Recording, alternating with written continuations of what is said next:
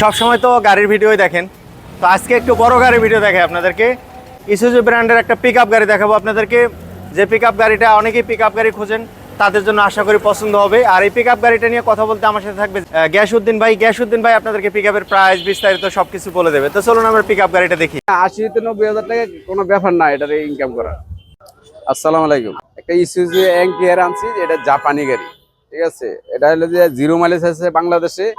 একদম দেখেন, একদম ফ্রেশ কন্ডিশন। গাড়িটা কোনো মায়ের পার্ট নাই, অরিজিনাল কালার, ঠিক আছে। যেভাবে আনছি সেভাবে দিতেছি। 4 চাকার গাড়ি, কেজি হলো যে 2300 কেজি, ঠিক আছে। 4 চাকা, এটা দিয়ে মিনিমাম টানতে পারবে হলো যে আপনার বডিটা হচ্ছে 10.5 ফিট, বডিটা আছে 10.5 ফিট।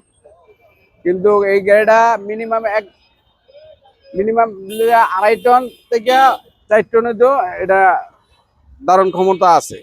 ডিজেল গাড়ি, গাড়িটা ডিজেল গাড়ি। সামনেটা দেখেন একদম ফ্রেশ কন্ডিশন, দেখেন একদম ডিজেল গাড়ি, একদম ফ্রেশ কন্ডিশন আছে।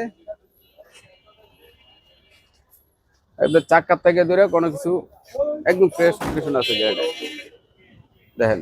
ইসুজু এনএইচআর মডেল কত?